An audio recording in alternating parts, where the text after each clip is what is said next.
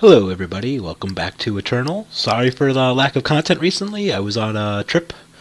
I was away for a few days, but I'm back, and I'm equally as good as ever, back up to Master's Rank.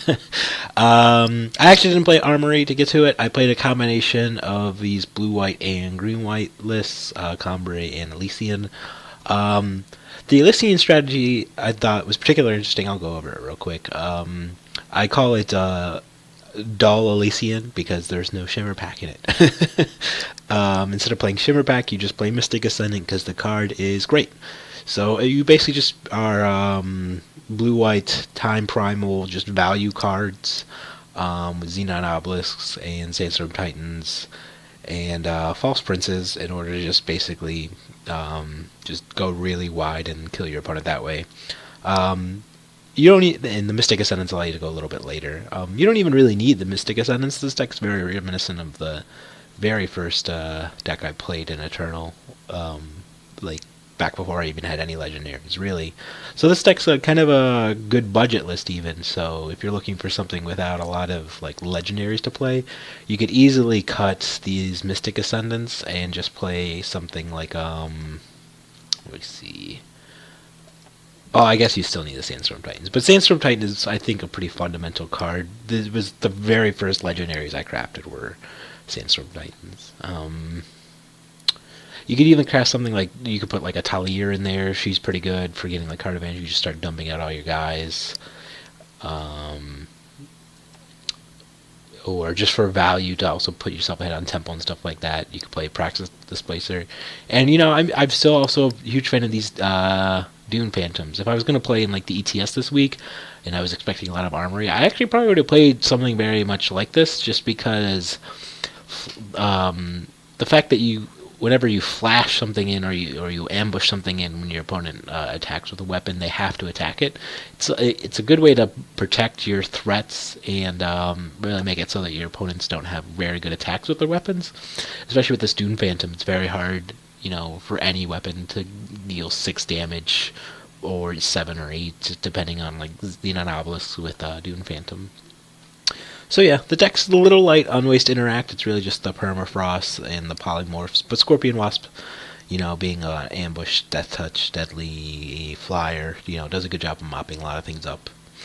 And also gets in there as well, you know, being a 3/3 flash with the Xenon Obelisk in the late game is pretty good. And then one Crystallize because, you know, as these decks are wont to do, they come up the board and you just need a way to break parity. So let's give this one a shot on some Master Rank play. So yeah. Doop boop boop. Batteries is our opponent. This seems fine. We have some card draw, a counterspell, removal, interaction, and we draw more lands.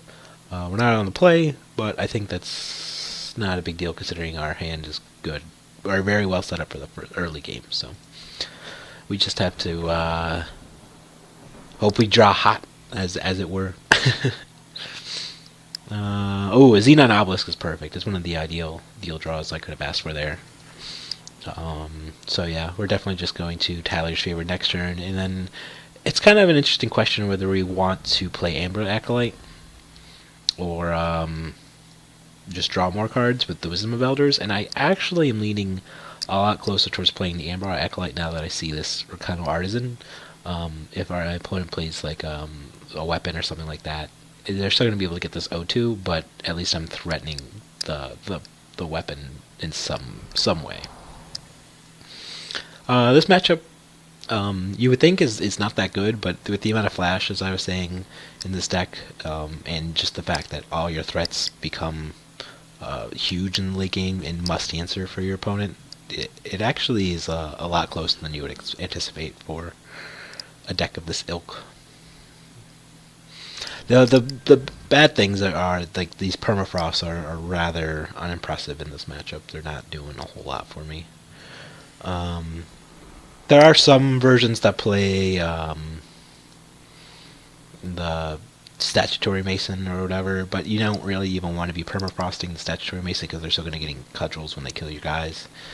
So if my opponent plays a weapon or something like that, or gives me an opportunity, I might just even permafrost this Rakano Artisan, but we'll see here. Sword of Akari, I imagine they just need my 3-2 now. Yep.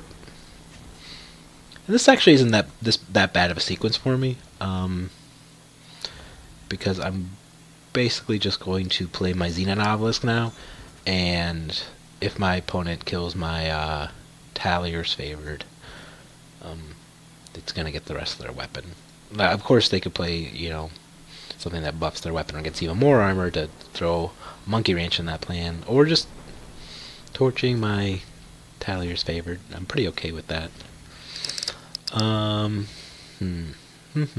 False Prince, you say? I'm going to play that and leave up Backlash mana. This way my opponent tries to do something shenany. I will just negate it. I actually don't think I want to block here. I mean, I kind of just want to mop up these guys with Crystallize next turn. So, it's a little dangerous going down to 12, and I definitely don't feel super comfortable with my life total being slow, but the interesting version of this deck is that my opponent's opting to play the blue for Wisdom of the Elders instead of black for the Armory card, but I still don't think it's that big of a deal. And we'll just get these out of here. But I think the black is actually significantly better than the blue in most cases. I think it gives you better removal, and I know you get Staff of Elders with the blue, but that card was recently nerfed anyways, and I don't think that's what you really want to be doing with your weapons. You want your weapons to be able to attack offensively, or, you know, actually pressure your opponent, and just sitting back with the armor and drawing an extra card or two doesn't really seem that well suited for this deck. So yeah, that's an interesting thing about this 5/5 is that, you know, Vanquish just turns it into a 1/1, which turns it into a 2/2. So it's kind of a cute little interaction in this game. And we're actually in a pretty good position right now. Our opponent's at 18, we have something to flash in. We're going to draw some cards here because we're actually in some troubles now. So this weapon is going to go to 7, and then we could take 9, go to 3, but I don't think that's what we want to be doing. So we're going to have to throw 2 things in the way of it, which is unfortunate, but just the way this cookie is crumbling.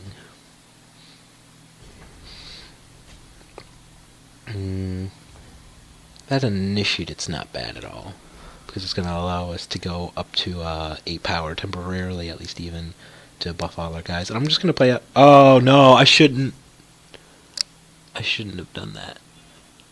Yeah, I'm dead. You got me, buddy. So you're just going to board wipe, and I don't have Backlash mana up. I'm a dumb panda. Yeah, I mean...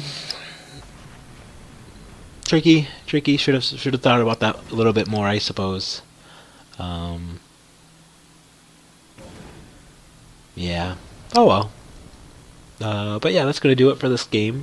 Let me know what you think in the comments if you have any suggestions or anything else you want to see. Now that we're back up to Masters, we can go back to just playing fun, janky brews. So, thanks for watching, and I'll see you next time.